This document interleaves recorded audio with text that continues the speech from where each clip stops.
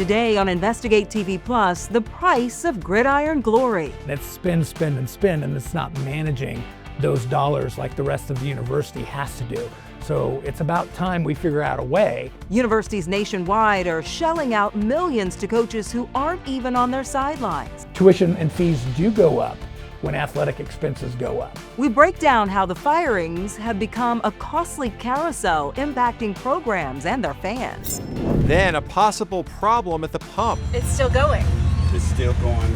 We get an up-close look at meter creep. We're showing a zero again. You're more than welcome to get up there. We'll explain how inspectors make sure you get what you pay for each time you stop for gas. And a life or death scenario unfolds at a child's football game. Talk to our assistant coach, hand him the playbook, and that's when I collapsed into sudden cardiac arrest. How an off-duty firefighter helped save the life of a former college football star, and how they hope to inspire others to learn CPR. It was a miracle that I was able to survive it. In-depth stories that inform and inspire. You're watching Investigate TV Plus.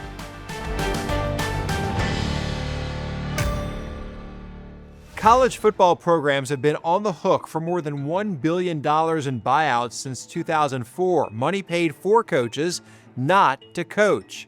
I'm Lee Zurich. And I'm T. Chappelle. The 2025 season shattered records with more than $200 million written into fired coaches' contracts. And we've uncovered how those costs could impact students. Investigative reporter Chris Nakamoto takes an in-depth look at this buyout boom and possible solutions to help rein in spending. It's game day at the Grove in Oxford, Mississippi. I think it was a terrible decision. Thought he was a better guy. Lane Kiffin! Lane Kiffin's dramatic departure at the end of 2025 shook college football fans across America as teams chased gridiron glory. That's because he replaced one of the 15 head coaches fired in 2025, with contracted buyouts worth a total of $228 million. The top listed buyout amount of the year at LSU, Kiffin's new turf. This is my responsibility. That fired coach, Brian Kelly, who was abruptly fired following an abysmal performance of the Tigers against Texas A&M, losing 49-25 in October. But his buyout to leave, $54 million, the second largest in college football history. And that wasn't the only buyout LSU was on the hook for. It also had to send money over to Oxford. Built into Kiffin's new contract, LSU paid hundreds of thousands to Ole Miss for his buyout and playoff wins. Plus, his new contract with LSU is now the second highest in college football, worth $91 million. The coaches have all the leverage right now, whether they're leaving or coming in. David Ridpath is a professor of sports business at Ohio University, a university that just terminated its football coach for cause in December. Brian Smith is now demanding a $2.5 million buyout after the university sent him packing. The school is saying they're not going to pay the buyout. I think eventually they're going to have to. Here, it gets a little bit more acute because tuition and fees do go up when athletic expenses go up, and it does really affect the student. And our students are charged just in athletics alone well over $1,000 a year in student fees just to athletics, and you extrapolate that out with student loan debt. Once they hear this, they're like, well, hold on a second, now it is affecting me. Our national investigative team looked at coaching data around the country and found the staggering $228 million in contracted buyouts in 2025 broke records for the largest buyouts in college athletics. Our team crunched the numbers and found 2025 buyouts could fund the entire 1,700 student freshman class at Harvard, one of America's most prestigious Ivy League colleges, covering tuition, room and board, with $100 million left over. Again, it's spend, spend, and spend, and it's not managing those dollars like the rest of the university has to do. So it's about time we figure out a way, and working through Congress is a way to force college athletics programs to manage their revenue better. In 2025, the SEC was on the hook for at least $138 million for 5 coaches not to work. Brian Kelly's buyout, $54 million. Kentucky's Mark Stoops, $38 million. Florida's Billy Napier, $21 million. Followed by Auburn's Hugh Freeze at nearly $16 million. and Arkansas's Sam Pittman $9.3 million. If Arkansas had waited a bit longer, a reduced buyout agreement would have kicked in, saving the school $3.6 million. Winning in football is probably too over-important, but it is very important in the SEC. And so no surprise, if you don't win in the SEC, you're not going to last very long. Not that that's right, but that is the culture that is set. Our team found it wasn't just the SEC agreeing to pay out big bucks to sideline coaches and send them on their way. The Big Ten, Big 12, and ACC all have contracts with buyouts totaling millions and double digits for coaches to leave. The buyouts are made possible through mega contracts, ultimately leaving the university on the hook. That money is sometimes paid for by private donors or athletic foundations, like in Brian Kelly's case. Private money becomes state money. Just because it's privately donated doesn't mean that that is a free-for-all that can be just given to coaches and that's your get-out-of-jail-free card. All money is state money. Ridpath believes Congress is the only hope to rein in bloated spending. I hate to say we have to rely on the government for anything, but it's where we are, Chris. And I think we're going to have national standards to bring some sanity back to college athletics. But the sanity that needs to be regulated is the leadership, not college athletes transferring, not college athletes getting paid. They should be getting that. The insanity is at the leadership level and at the coaching level. That's where the regulation needs to happen. There's no way a coach should be able to leave a team in the middle of the year to go, especially to an in-conference rival. It's ridiculous. Back at the Grove, many rebels echo Ridpath's demand for reform. Lane Kiffin's abrupt exit has fans buzzing as a painful sting of betrayal lingers. I don't care for him. I hope he's unsuccessful. He made us better by leaving because now we are one instead of him. We reviewed the largest contracts from fired coaches in 2025. We found money built in for courtesy vehicles from luxury car dealerships, access to private planes, golf memberships, millions of dollars worth of incentives if they win postseason games, and hundreds of thousands of dollars if the team achieves a certain GPA. Incentives, some argue, shouldn't exist because coaches are already paid to do the job. In October of 2025, Congressman Michael Baumgardner of Washington introduced a bill that would limit annual compensation and cap buyouts of any athletic department employee. The measure was introduced in the House and referred to the House Committee on Education, where it sits as of March of 2026. Still ahead, a second chance after a near-fatal collapse. How close I was, not to meet my new son and have my kids go through life without a dad. The special device now giving a father and his family peace of mind. Plus, how he's turning his life or death experience into a mission to help others. Then later, from barbed wire and blight to beautiful blooms, how a passion project transformed an eyesore into a community treasure.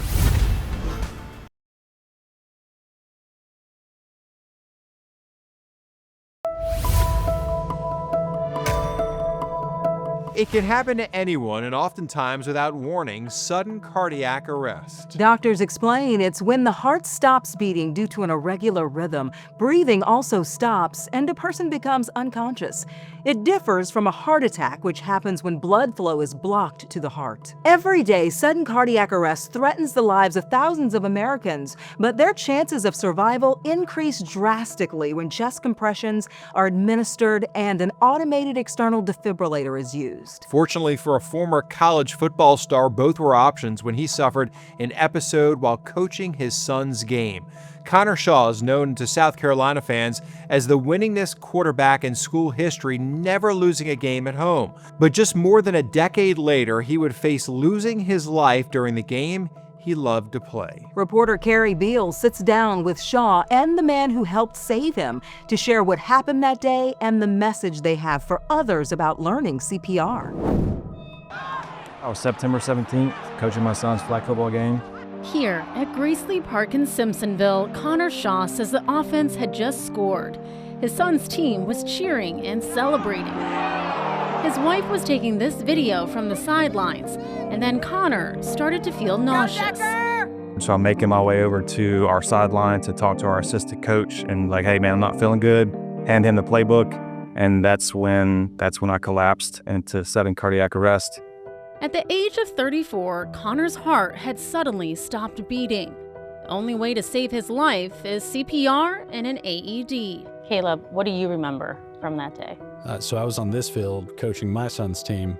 I called a play for our offense and stepped on the sideline, and one of the moms on the team told me, hey, that guy over there just collapsed. Caleb Carter is a firefighter. He didn't know Connor personally, but rushed over to his aid without hesitation. So we started CPR, and it was about 5 minutes before other responders got to us, and we got AED on. So it was 5 minutes. So you were doing CPR for 5 minutes? Yes. That is a long time to do CPR. It's a very long time for CPR, yes. Yeah. And this is where I dropped. My wife was sitting on the bank here. Connor says a police officer named Zach also helped during this time. When medics arrive, they use an AED on Connor. The device delivers an electric shock to restore heart rhythm. Very thankful, and it was a miracle that I was able to survive it. According to the American Heart Association, more than 400,000 Americans die from cardiac arrest every year. If a patient experiences it outside of a hospital setting, they have a 9% chance of surviving. But CPR or an AED can double or triple a person's likelihood to live. How did it impact you emotionally? Are there days where you're still like, wow, I'm here? Yeah, well, it feels like a fever dream sometimes. Connor says his wife was 8 months pregnant at the time. Now, they just welcomed their 4th child. My wife still has her moments, and so do I, of just the overwhelming sense of gratitude and how close I was, not to meet my new son and have my kids go through life without a dad. Connor says he now has to wear a Medtronic device under his armpit called an EV-ICD. It can detect sudden cardiac arrest and treat it. So for whatever reason, there's an electrical malfunction, it would send the pulse, and if I were to go into VFib again, then it would shock me. So it's almost like having an AED in 100%, yeah, which there is peace of mind that comes with that. To this day, Connor doesn't know why his heart stopped beating. I've had echoes and EKG tests. I don't have any underlying heart conditions. I've had, post-genetics testing since this incident. But to answer your question, no, this was just a very sudden thing. But he feels it happened for a reason. He is now using his voice to start an initiative called the Heart Huddle. He hopes to get AEDs in as many parks and athletic fields as possible, and encourages people to learn CPR, because if it weren't for Caleb, Connor would not be here today. I reference Mark 16:15, where you go preach to all creation, and Heart Huddle is going to be a conduit to do that, and hear about more survivor stories, and to praise his name because of it. I think what we can all take from this story is the importance of CPR. Learning it, being able to apply it when it's needed, it can definitely save a life. In seconds like that, you could need to do it. I mean, he's in great shape, Yeah. and look what happened to him.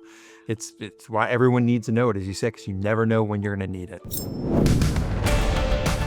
Still to come, planting seeds of inspiration. We're losing pollinator, we're losing insect. We need people to consider doing something in their backyard. How one couple turned a once overlooked marsh into a vibrant sanctuary. But first, precision at the pump. Above 7 means that they're actually giving out too much fuel, and we have to notify them. We'll show you the surprising way some stations are failing inspection and what that could mean the next time you fill up.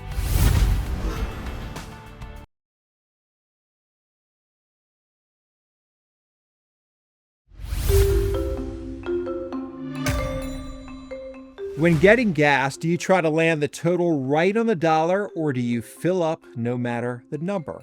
What do you do? I do something special. If I have Special. $30 or $40, I try to do $40.40.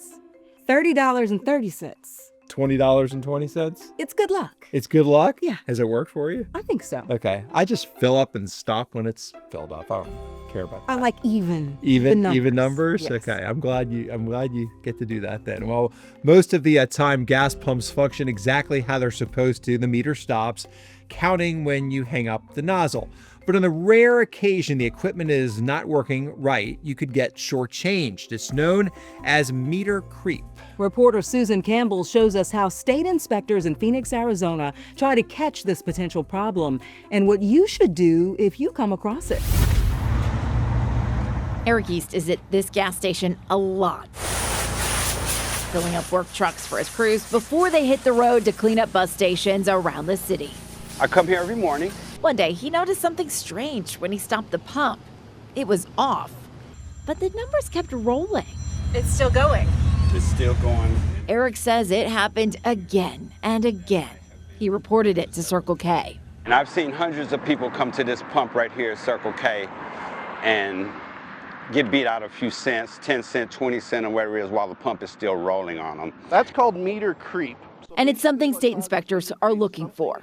Mike Brooks is in charge of the team that inspects hundreds of gas stations across Arizona every year. If we were to see that during an inspection, we would take the pump out of service and they would have to have somebody come out and fix it because it can't keep doing that. Because it's costly. It is costly. How often do you find meter creep? Meter creep, like I said, it's fairly unusual. But it does happen. What do people do if they do notice meter creep? I mean, what if you are getting ready to hang up the nozzle and you notice the number just went up? Hang up that nozzle. Get it up as soon as you can, otherwise it's going to keep counting. Then what we recommend, go inside. Let the store know what you saw, what pump you're on, what you saw, and then call us. Our phone number is on every gas pump. You want to look at your meter? We stopped at 5, it's at 5. We followed along on a recent inspection. Watching for the meter jump. Inspectors like Corey also check for safety hazards and leaks, and they measure to make sure you're actually getting the right amount of gas. To do that, they pump 5 gallons into this tank called a prover. I'm going to get down here at eye level, and we're showing a 0 again. You're more than welcome to get up there. Even maybe a smidge over. Right, yeah. Am I right? That happens a lot. No, yeah, you are right about that. Where would it have to fall to fail? So -7 is a red tag. That means your meter's shorting the consumers. So that's going to take for us to remove the pump from service and have them repair it. Above 7 means that they're actually giving out too much fuel, and we have to notify them that, hey, you're giving out free gas. According to Mike, about 80% of gas pumps pass inspection. Of the 20% that fail, he says most of them are failing because they're giving away too much gas. We're talking tablespoons on gallons. The tolerances are very tight to protect the consumer and the business. After we asked about the pump problem, Eric reported it was inspected. According to the report, the pump was fixed right before the inspection, and it passed. But Eric still wonders how much money drivers wasted while the pump wasn't pumping. The state inspectors told us they don't have a way to track how much meter creep is actually costing customers. Meanwhile, Circle K sent us a statement saying, in part, "We conduct routine maintenance and calibration of our fuel dispensers and repair or replace equipment when we discover meter creep or meter jump. We take these concerns seriously, aim for continuous improvement to ensure our customers are always getting what they pay for at our pumps to the penny, and welcome the Department of Agriculture's involvement in those efforts." Circle K also says if you spot a problem, tell the store manager so the company can help them resolve it. Up next, cultivating community spirit. I guess we're proud of it. How one couple's dedication to nurturing a park is inspiring visitors and creating a lasting legacy.